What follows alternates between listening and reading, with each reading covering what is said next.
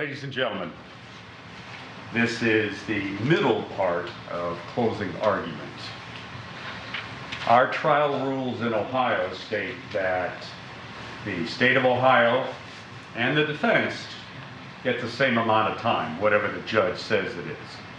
However, the state is allowed to split their time.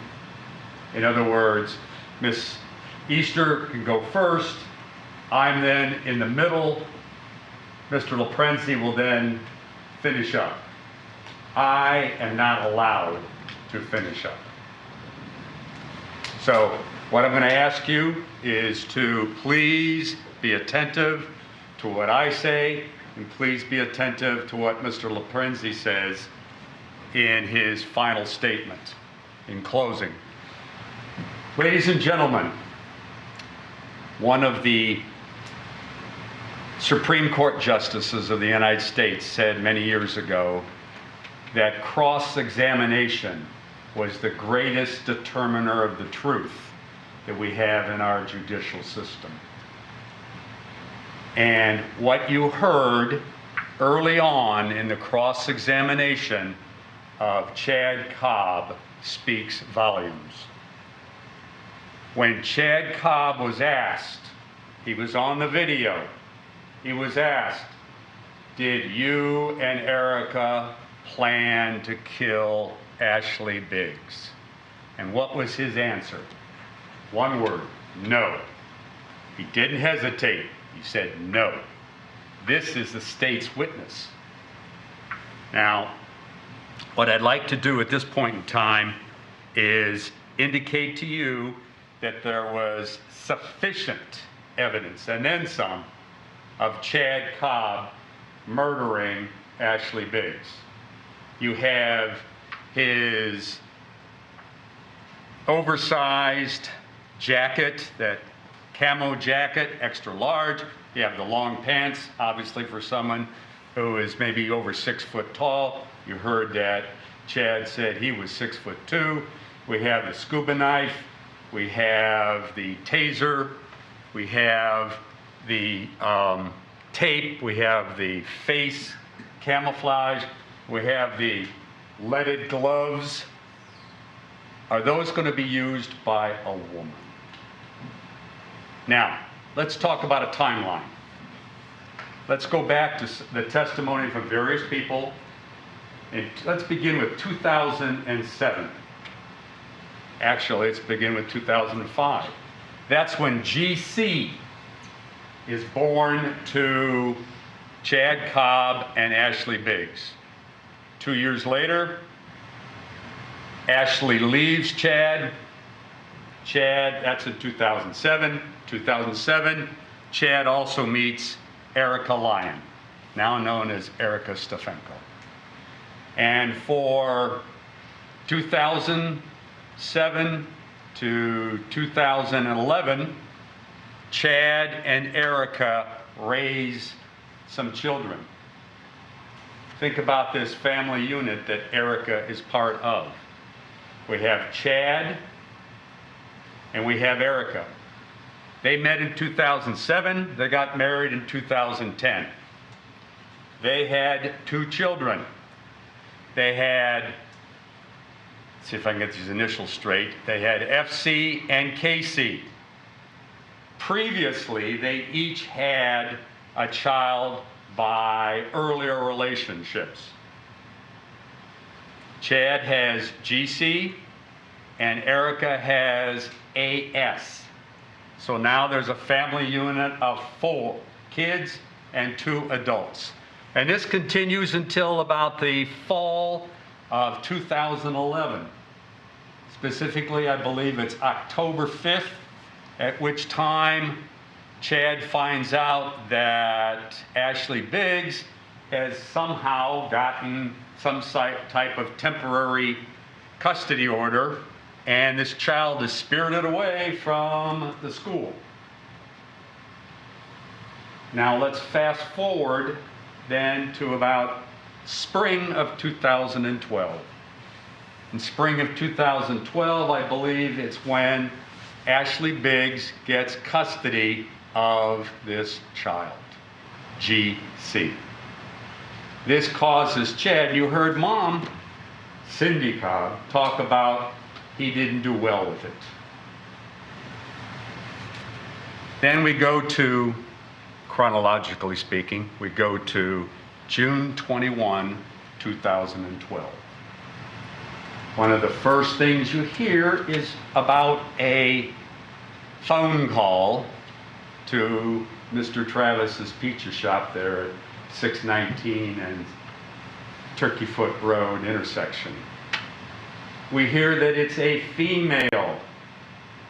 We ask Mr. Travis, did he ever make a mistake about getting a phone call, which he thinks is a female, and a male walks in? He says, oh no. We asked him about, did he have a lot of phone calls, hundreds, maybe thousands? He said, yeah, never made a mistake. He always knew what person was coming in. Well, we never heard from Mr. Travis as to anything other than it's a woman, a female. Ladies and gentlemen, half the population of the United States, maybe more than half, is female. We didn't hear about whether this person, their age, we didn't hear what that person's race might have been. Ladies and gentlemen, I'm not telling you that Mr. Travis is purposely trying to deceive you. I'm just telling you that people have memories that sometimes degrade over time. This incident happened 8 years ago, and I'm going to bring that up again as we talk about successive witnesses. Next person we're going to talk about is Cindy Cobb. Cindy Cobb is the mother of Chad Cobb. Chad Cobb is her only son. And in her mind, her future, his future, were all looking pretty good, except a couple things. He testifies on cross-examination that he's got a domestic violence conviction with who? Ashley Biggs. We hear from the mother that he was in the Marine Corps. For how long? Well, he gets out of basic training, and Mom says he leaves the Marine Corps under a general discharge soon after boot camp. Cindy Cobb tells us during her cross-examination that she hopes to someday get her son out of prison. This is the same son that pled guilty in February of 2013 to aggravated murder, life without parole.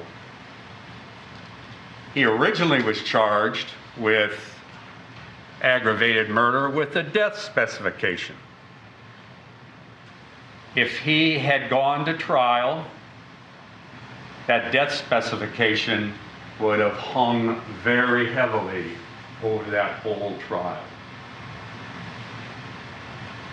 Instead, he makes a deal with the state of Ohio. And he tells the state of Ohio that if they will drop the death penalty specification, then he will plead guilty to life without parole. And he knows at that point in time that he will spend the rest of his days behind bars. Yet, what does Mom tell us? That soon after he goes to prison, remember this is early 2013, he files an appeal. Here's a person who has admitted his guilt, admitted that he beat, admitted that he strangled Ashley Biggs, killed her. and yet now he's trying to get out of it. How credible is that kind of person? That's for you folks to decide. Remember, I used an opening statement, and Judge Jones will tell you, and you've heard these jury instructions already, you are free to believe all of what someone testifies to, part of what they testify to, or none of what they testify to. Cindy Cobb loves her son, no doubt about it. And as she said, wouldn't every mother or father want their son to get out of prison? And we asked her, wouldn't you do something, or just about anything legal, to get your son out of prison? And she danced around a little bit with that answer. Now, speaking of dancing around an answer, keep that phrase in mind when we get to Cobb's testimony. Now,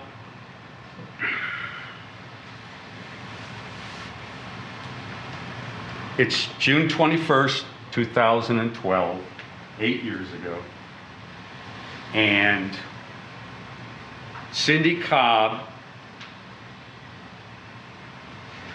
and her husband get a phone call late at night, early in the morning. And it's from who? Chad. You'll hear in my recitation a little bit later about what he said from Mike Stefanko. As a result of this phone call from Chad to his mother, they dash over to Mike Stefanko's house. Why? Because Chad says, hey, I've been trying to get a hold of Mike, but his phone's not being answered. They get over there, bang on the door. Mike comes to the door. Hey, Chad's trying to get a hold of you. They then leave. At this point, Cindy Cobb starts to become very familiar to this case. And we'll discuss that as we weave our way through this recitation. Chad Cobb, that night, tased Dr. Kohler, beat and strangled Ashley Biggs, Dr. Kohler. Ashley Biggs is put in her car by Chad Cobb. Remember, he pled guilty to his entire indictment. That indictment only had one name on it, Chad Cobb. He then drives that car to this area, farmland in the Doylestown, Rittman area. You saw the aerial photos, you saw the ground photos. You saw the access road, you saw the bridge, you saw the cornfield, the corner of which is bordered by a grove of trees and a Chippewa Creek. He hides it there. But what's interesting is that that property is close to whose? Cindy Cobb and Jay Cobb. Why does Chad hide it there? He knows that area. He knows it real well. Right afterwards, he calls whom? Who's the first person he calls? His mother. Now, We've heard a lot of talk about this tape. We have about a year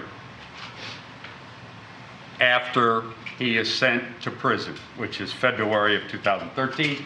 Now we get to about March of 2014.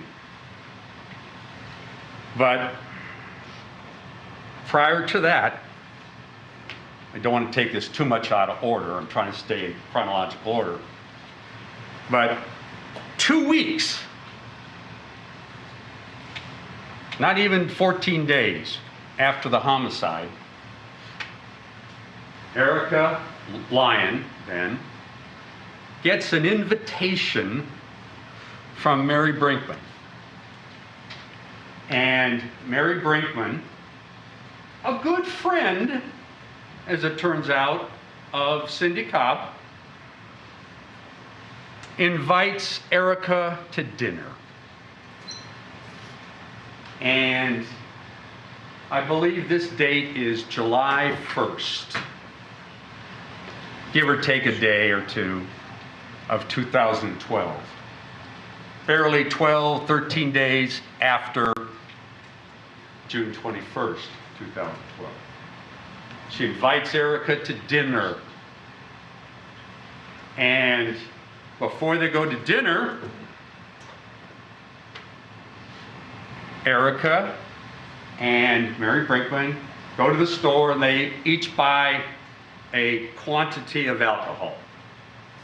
You heard Mary Brinkman tell you that Erica buys a 6-pack of Smirnoff screwdriver. Mary says she thinks, when I suggest to her, was it the Mike's Hard Lemonade? She says, yeah, that's right, I did get that.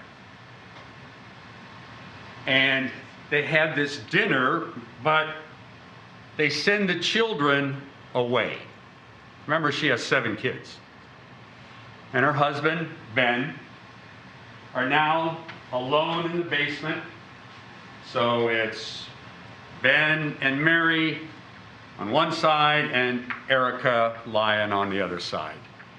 And then Mary tells us that Erica makes some really strange comments. She never admits making a phone call. And this is supposed to be a social gathering. It's 10 or 11 days after Erica Lyon has seen her husband put in jail, charged with aggravated murder, and she's had her kids taken away from her. Yet Mary Brinkman says that Erica is acting gleefully. Well, this is a person who is good friends with Cindy Cobb. We know that for sure at the start. But as we find out later, cross-examination, that Mary Brinkman is a friend of Chad Cobb.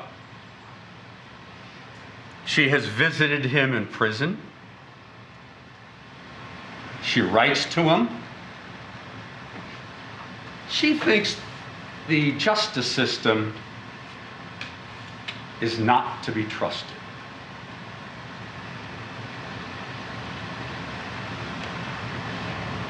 Yet, 8 years later, she can recite chapter and verse of what went on that night in their discussion.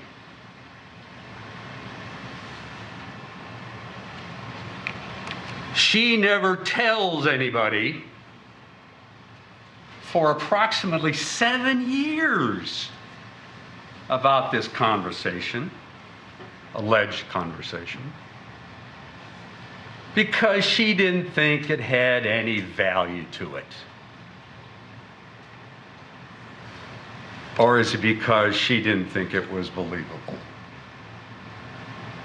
She didn't record it.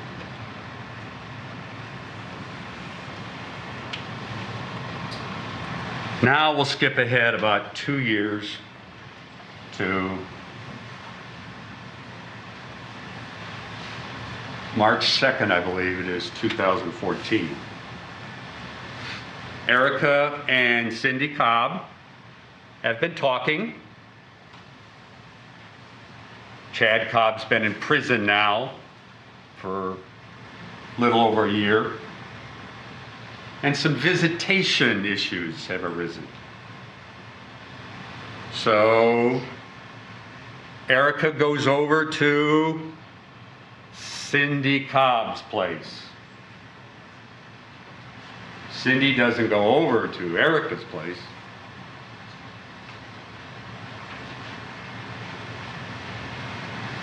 Cindy has the meeting in their barn, which has a bar in it.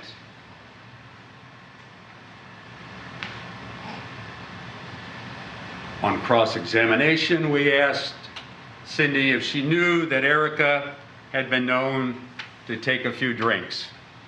She said, well, I know she can have a drink or took a drink. How many drinks did you serve Erica that day? Oh, just one. Here's a woman that is used to drinking a 6-pack of Smirnoff. Cindy has her there for 3 hours and I believe 1 minute. And she only serves her one drink. Well, ladies and gentlemen, that's for you to determine the credibility of these statements. Now, we've heard various passages from that tape. Ladies and gentlemen, I would ask you to listen to that entire tape so you'll get the full context of what I'm trying to tell you. Cindy Cobb has said very plainly, I want to get my son out of prison as soon as possible. Would she do just about anything to get her son out? Well, legal. She says, well, every parent would. She kind of dances around saying, yes, heck yes. No, she didn't say that. So we have this conversation which is secretly taped. And if she's not trying to get her son out of jail by some reason or any reason, why is she taping the conversation? The conversation is taped probably because of Chad Cobb telling her to do it. You heard Chad Cobb tell you that, oh no, I know I'm never getting out of prison. Ladies and gentlemen, in 2014, he wasn't thinking that. He wasn't thinking that in 2014, 13, 15, 16, or 17. He wanted out of prison. The appeal didn't work.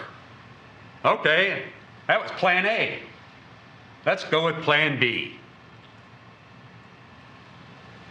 Let's see if my mom can get her to make some type of statement on a recording. So, we're invited over to Cindy's turf, if I can use that phrase. Her barn, her bar. The liquor is served. The tape is rolling. And it's supposed to be about visitation, but you heard Cindy say, well, maybe that was only half of it. The other half of the conversation is about the murder of Ashley Biggs. And she's there to try to draw in Erica to make some type of damning statements that will be plan B of Chad's master plan. The appeal didn't work. Let's see if I can drag Erica down to my level. So, Erica been drinking some. We know that she's had a tough time since Chad was put in prison and her kids have been taken away. We heard from Cindy, or at least Mike Stefanko, that she gets the kids back. We also hear from Cindy and Chad, and the theme is amazingly similar. They're both saying the same things. They both don't answer questions directly. Well, we did all this because we were afraid of the kids being adopted out. Baloney. We asked Cindy, who's got the kids now? She did. The adoption theory is a scam. Those kids were never going to be adopted out. The whole purpose of Chad's scheme is, if I can get Ashley put in prison, guess what? The way is clear for my mom to have all the kids.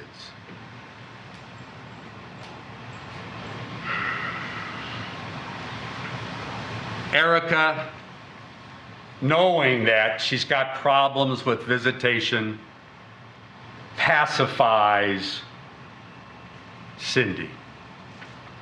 If she pacifies Cindy by telling her what she wants to hear, she hopes that Cindy will then get control of who? Chad. Remember, Chad's purpose gets Erica out of the way, Grandma Cindy becomes the guardian. I get my visitation anytime I want, or as much as I want. Technically, as much as the prison will allow.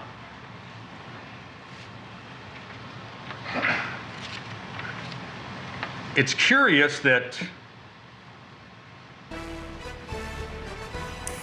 closing Cindy, arguments. Is the defense convincing this jury that there's reasonable doubt? Stay tuned. You won't miss anything with the defense closing arguments here on Court TV.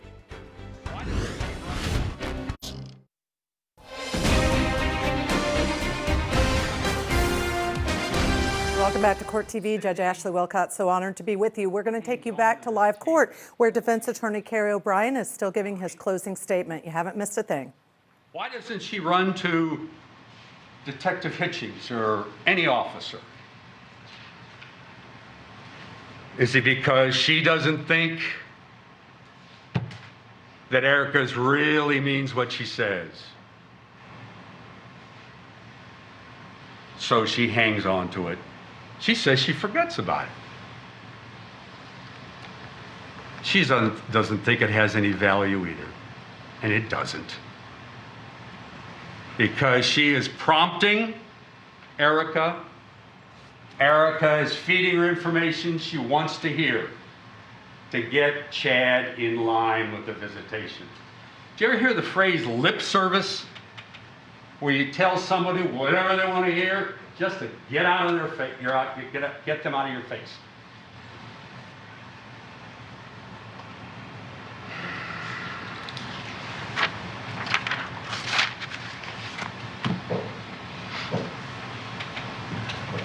We have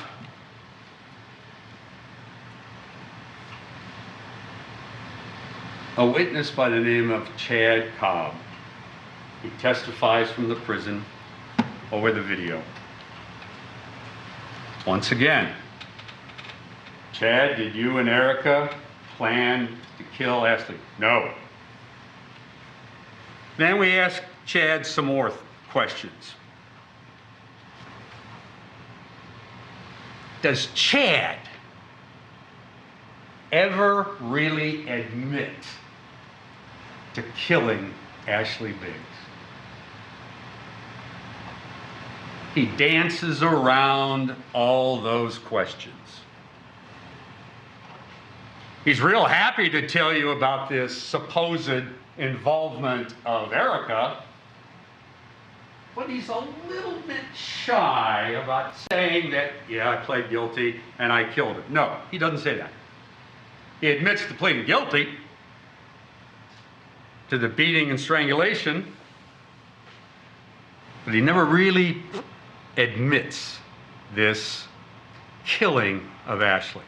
Then he describes in great detail how that during this episode that Erica is there driving the Lincoln, so on and so forth, and that there's a tree there. We never really established where that tree is other than someplace near 647 West Turkeyfoot, if it was there. And we hear that Erica drops him off, and that Erica is standing by the car making a phone call. Yet, what does his daughter, GC, tell us? That, oh, I heard a phone call by Erica while she was sitting in the passenger seat. Well, it would seem that father and daughter don't have their facts straight. Now, I'm not going to pick on a 15-year-old, but let's talk a little bit about GC right now. When this incident happened, she's 7 years old.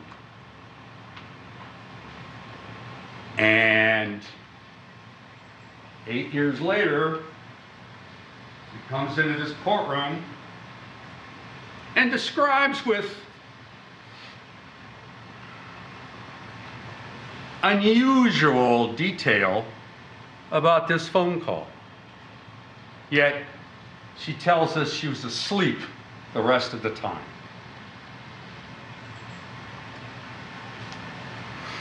I talked a little bit a while ago about, doesn't your memory degrade over time?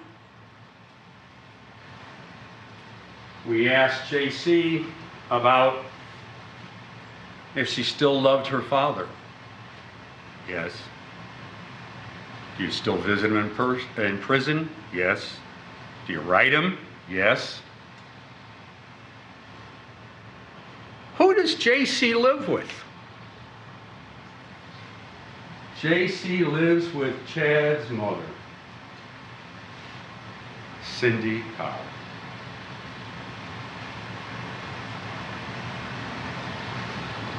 I would submit, ladies and gentlemen, that children of any age group are susceptible to influence.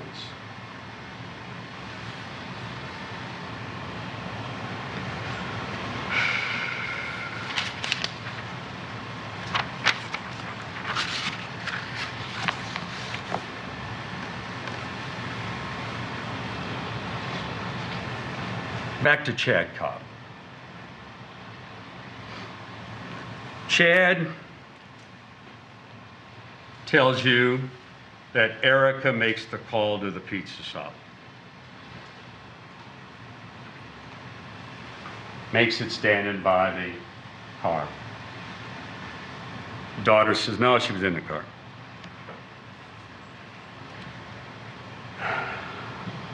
Chad also told you that he called his mom and dad. They go over to Mike's. So Mike could get medicine for Erica. Strange. Mike Stefanko tells you that the first thing that Chad says when he answers the phone, I effed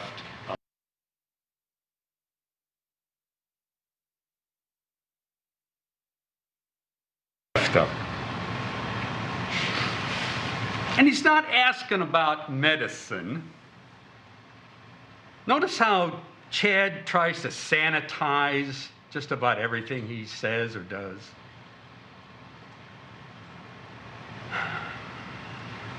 Mike Stefanko tells you that after he said, he says, do me a favor. Would you go over to my house and get some clothes?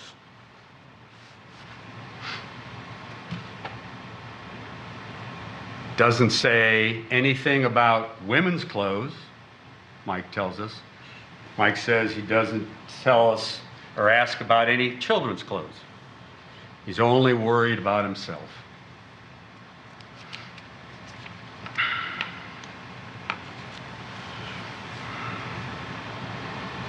Chad Cobb and his sentencing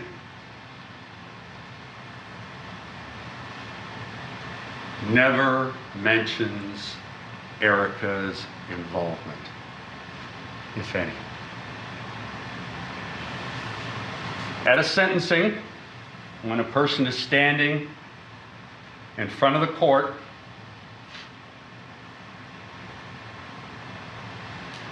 the judge will listen to the state, what they've got to say. Then the judge would ask his attorney or attorneys if they've got anything to say. The last person that is asked for their statement, if they want to make one, is the defendant. And in 2013, Chad Cobb is asked if he has anything to say. He says a few words, never mentions Erica. Sometime in 2014, he gets a visit from Detective Hitchings. Detective Hitchings, he wants to know about any involvement Erica may have had. He's probably thinking, well, I've let some time go by. I'll try again. Chad sends him away. Doesn't mention Erica. Says he wants to talk to a lawyer. Not only does he not want to talk about Erica, but he's still got in the back of his mind, I'm going to get out of here.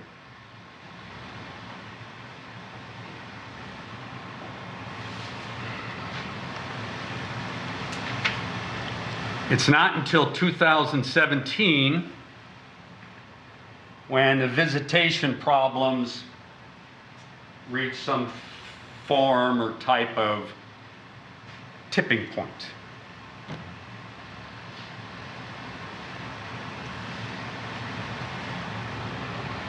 At that point in time,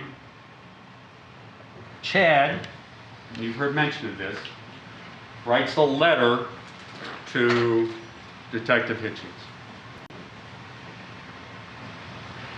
And when we talk to Detective Hitchings,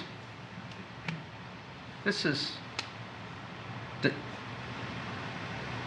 December 2017, we asked Detective Hitchings, did Chad express any desire to either get out of prison or have his sentence lowered? Yes, he did.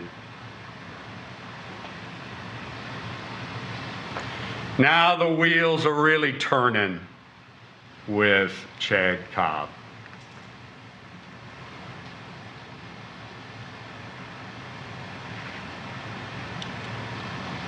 The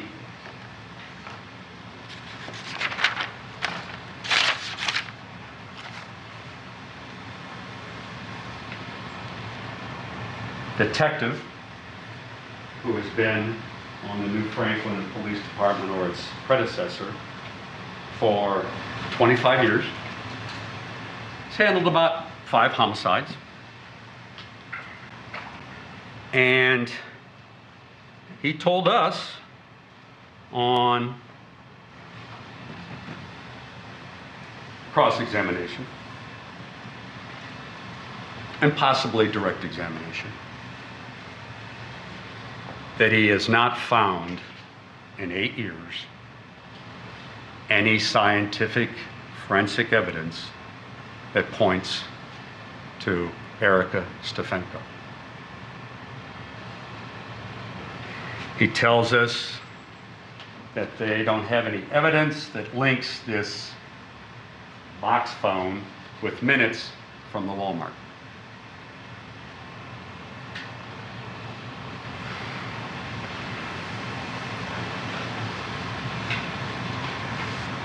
The next person that testified, which would have been Mike Stefanko. He tells you that he was arguably Chad Cobb's best friend. And that after Chad gets arrested, then he gets to know Erica even better. He knew her before. Well, Erica and Chad were married. He worked for Chad, worked in the Cobb cable company. And he was some sort of, it's my phrase, some type of field foreman.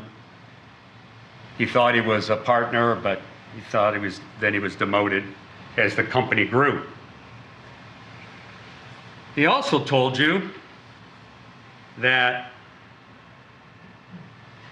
right after Chad Cobb was charged with aggravated murder, she wasn't gleeful. If anything, he said she was very distraught. Her husband was in jail, and the authorities had taken the kids away, although it was temporary. He said that Erica was a good mother. One of the reasons the kids were returned.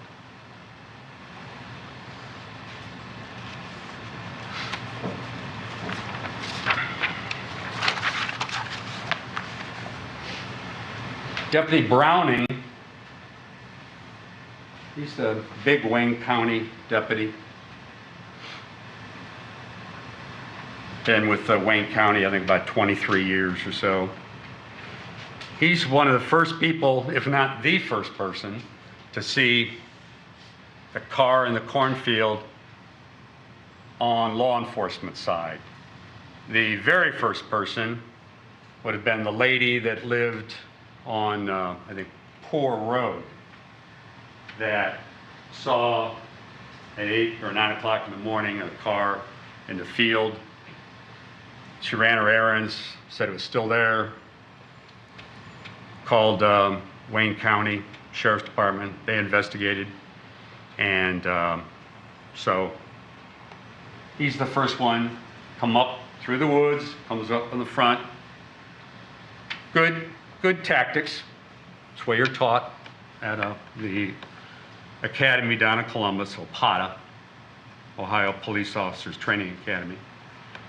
And as he's circling the vehicle, he sees a little bit of skin, maybe an arm or a shoulder, recognizes a body, calls his superiors. One of the things that we asked him on cross-examination if he saw anybody else in the area.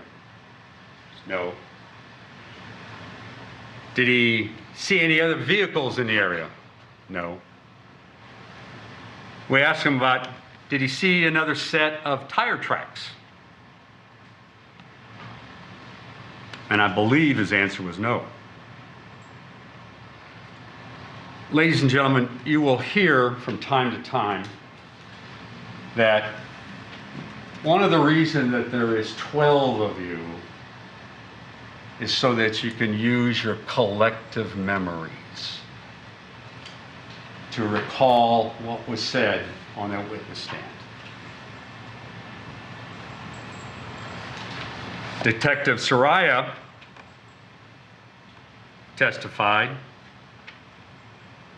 Said they searched the backyard, and there was photos, the backpack, men's boots, stains on the knife, taser, and the gloves.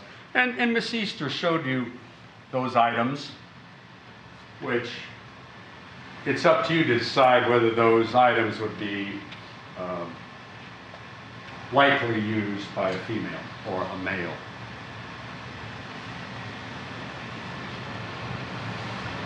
Detective Staley then he took photos, talked about the stains inside Ashley Biggs' car. You didn't hear from either the BCI agents, Soraya or Staley, that they found any forensic evidence linking Erica Stefanko. For those of you who aren't familiar with BCI is, they're the similar people that on TV you see CSI Dubuque or CSI Atlanta or something like that. They're the ones that are at the microscopes, they test gunshots, knives, drugs, serology, and then they make a report. Dr. Kohler, she's been over there in what I first knew it as the coroner's office, now it's a medical examiner's office, that she arrived, I believe, in 1998 or 9, and then a couple years later, she became the chief medical examiner. So she's been there as the chief almost 20 years. And she put a nice presentation on your screens, and we asked her, matter of fact, she offered, I think, in direct examination that the cause of death was strangulation, and it took a lot of force for that strangulation to be effective.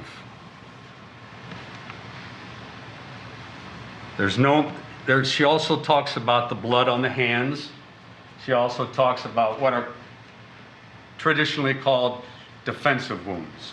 If someone is trying to fight off an attacker, sometimes they'll have cuts or bruising on their own hands, and sometimes they will find the attacker's like skin or tissue, skin cells underneath their fingernails. You didn't hear anything about DNA from Erica Stefanko there.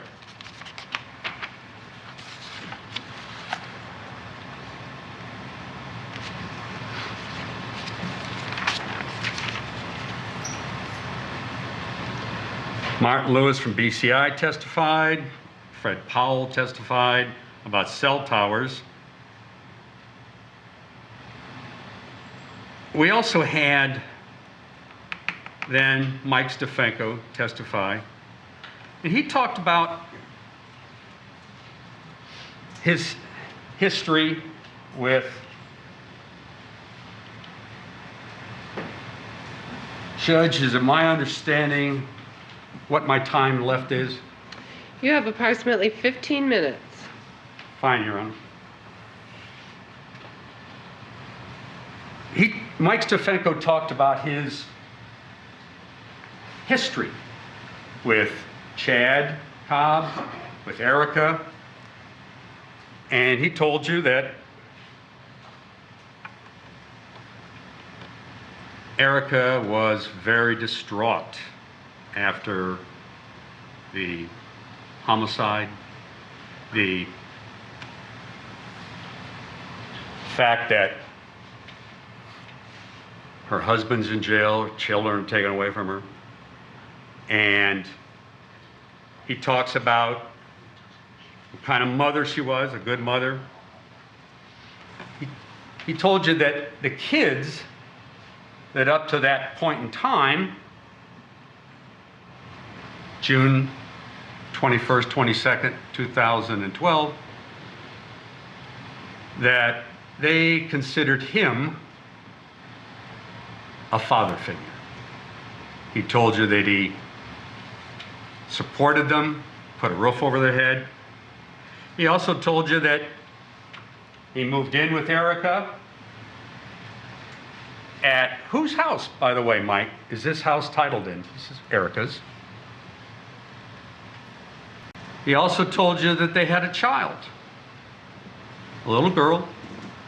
Her initials are LS.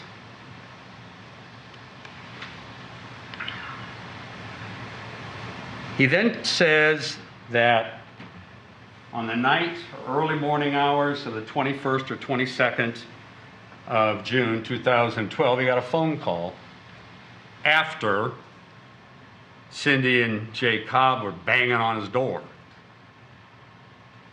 He checks his phone, sees he gets, I think he said anywhere between 15 and 20 calls, but he'd put his phone on low so he could sleep.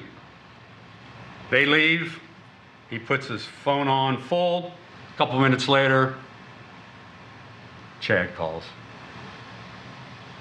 What'd Chad say?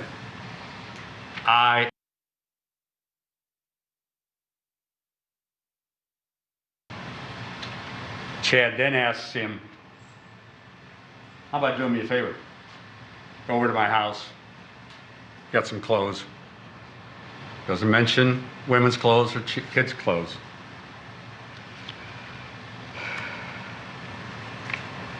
He's cross-examined a little bit about the dissolution of the Cobb Cable Company. He tells you, once Chad got arrested and the word got around, no one wanted to touch the name Cobb. The business went down.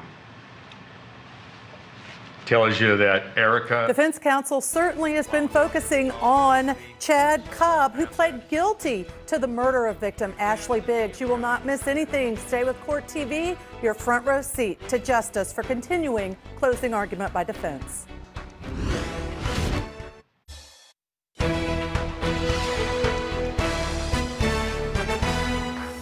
Welcome back to Court TV Live. Good afternoon. I'm Judge Ashley Wellcott. Always an honor to be here with you.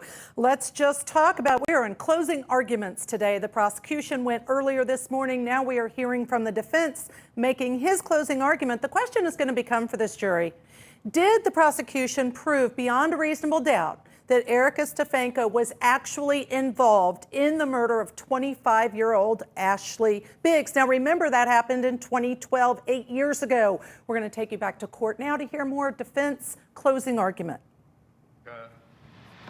Wound up or dissolved the company. They sold off assets. He was asked if he ever got any of these assets. He said no.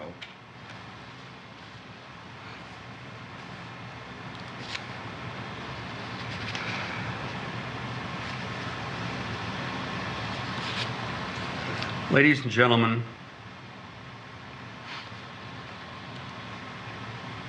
I submit to you that Erica Stefanko is a scapegoat of Chad Cobb. He wants to use her to get out of prison. He has in his mind the fact that he's in prison for the rest of his days. He is got his good friend marrying his former wife after the divorce. His good friend is now living in the house that he used to live in.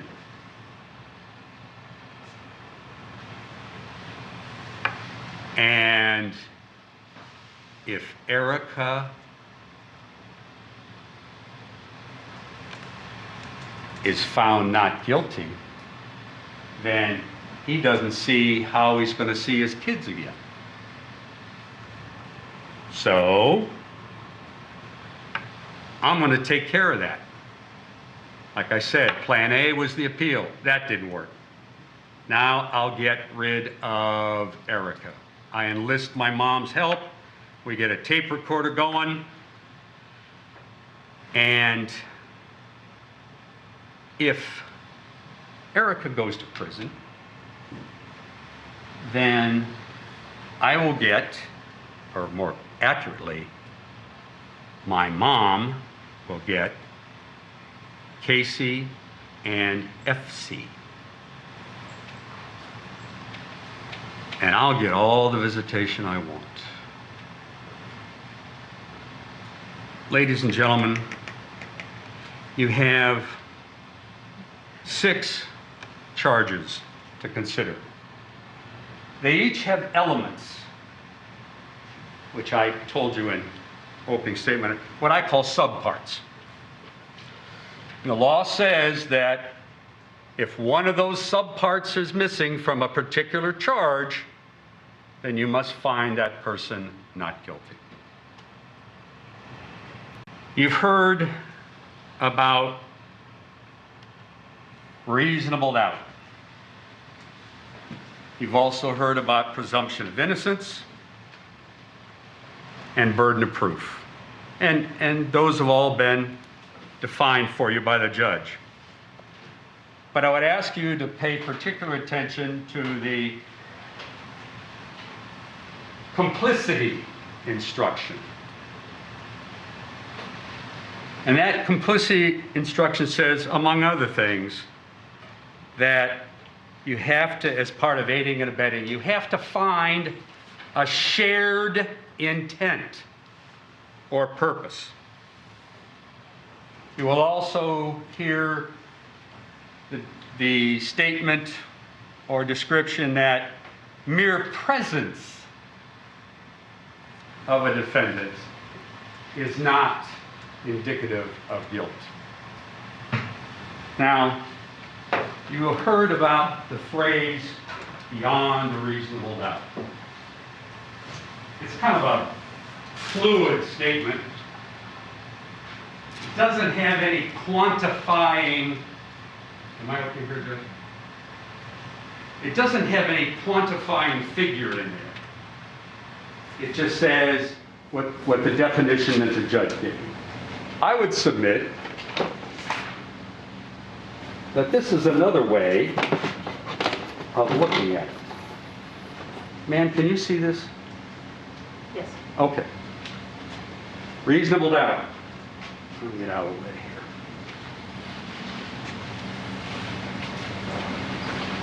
Can you folks in the back by the clock, see that? And the alternates? Judge, I think 2 of the alternates cannot see that. Would it be permissible for them to move? Well, I don't want to get anybody sick, or I can hold it up. All right. For you folks over on this side, reasonable doubt. A person is not guilty in your mind if there's no doubt whatsoever about them being guilty. But what if, in your mind, possibly, in this case, she did it? Well, what do you still have? Reasonable doubt.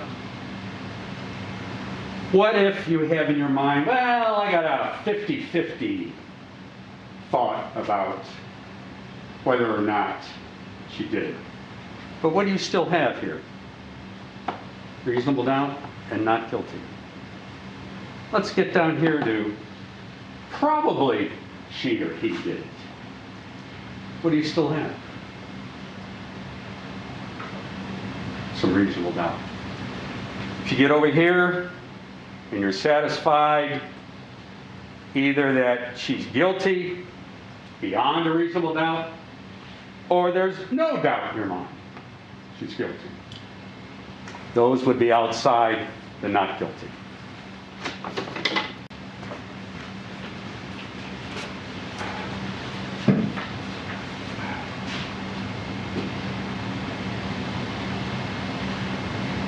Alternates? Okay.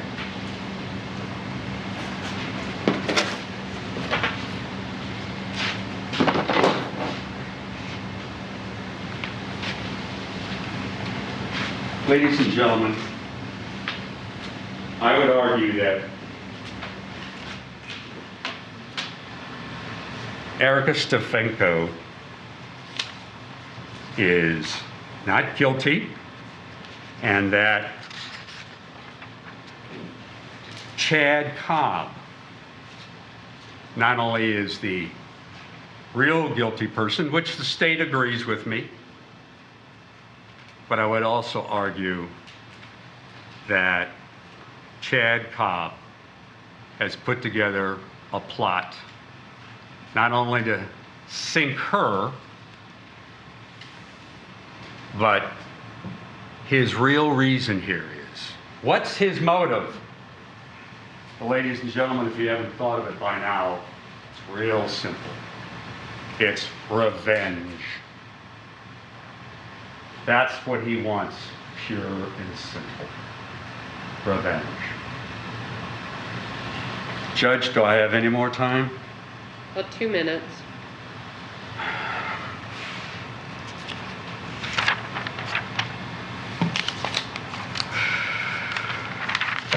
Well, with that, ladies and gentlemen, thank you for your time. I believe Mr. LaPrenzi might have a few words, if not Miss Easter. All right, thank you, Desiree. Thank you.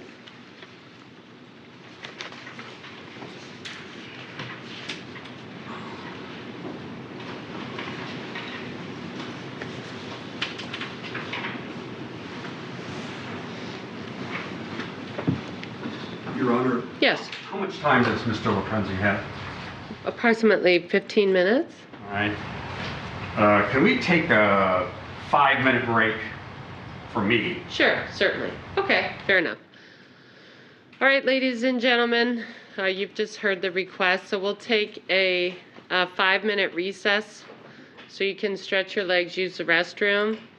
As you know, we're very, very close to the end of closing arguments and final instructions. You are not permitted to discuss this case amongst yourselves or with anyone else. You're not permitted to do any independent research, and no one is allowed to have contact with you. So we'll see you folks back in about 5 minutes. Thank you very much.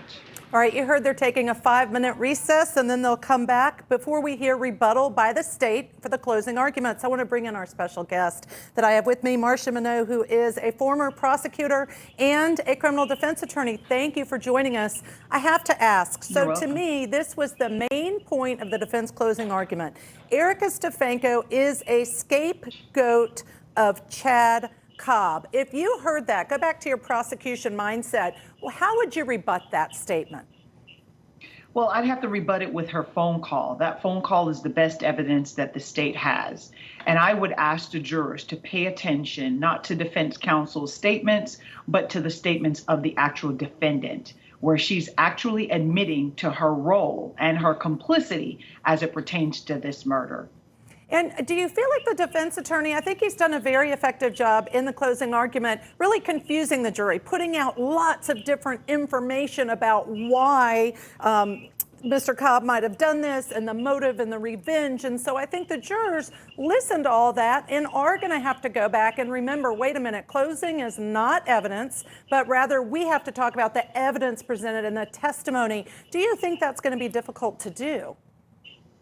Well, I was hoping that defense counsel would have honed in more on what the evidence was in this case and not just the facts, and the fact that the evidence does not point, or there is no forensic evidence that connects the defendant to the crime of murder. And I didn't feel that. I didn't feel that passion that I was hoping would come across, where, you know, she's innocent. She's not participating. He's seeking revenge. The children have been the motive regarding why he hurts people. He hurt their mother because of the children, and now he's hurting, you know, Erica because of the children. So I would want for the defense to have honed in more on what the state failed to prove and what the evidence is in this case, which is that his client is innocent. All right, Marcia, you're going to stay with us. Thank you so much. We do need to take a quick break, but we'll be right back on the other side. You won't miss a thing.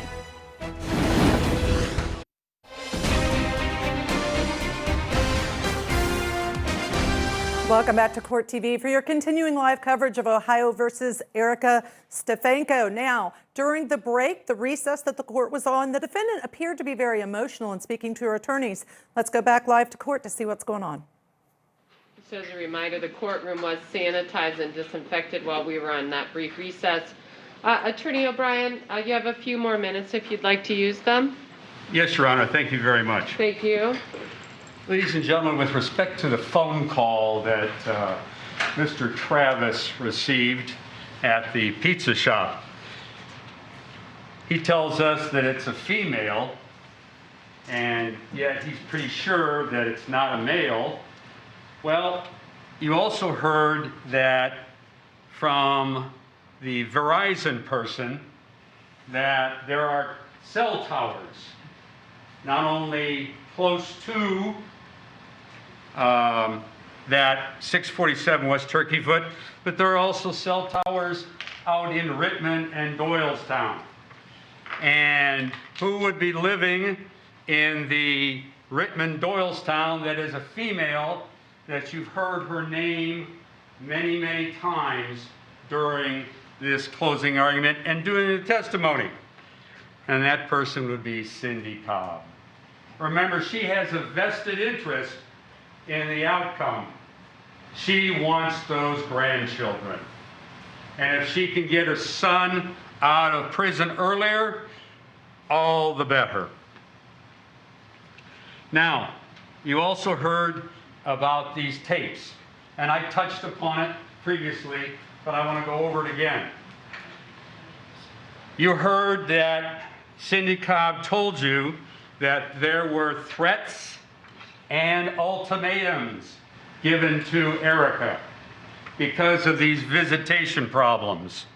And those threats and ultimatums said, if you don't play ball with my mom, then I'm going to involve you in the murder of Cindy Cobb. So, what do? You go along with this person. You certainly don't want to be involved, falsely though it may be, because you don't want that aggravation. So that's the reason that Erica made those statements. She knew, because of these threats and ultimatums about involving her, that Chad would go through with it and that she might be involved in a murder scheme. So I would ask you to consider the motives of Cindy Cobb and Chad Cobb in trying to involve Erica in this murder. It was their intent, Chad's intent, Cindy's intent, to get some damning statements from Erica. And because of these threats and ultimatums previously made, she had to play ball. Thank you, ladies and gentlemen.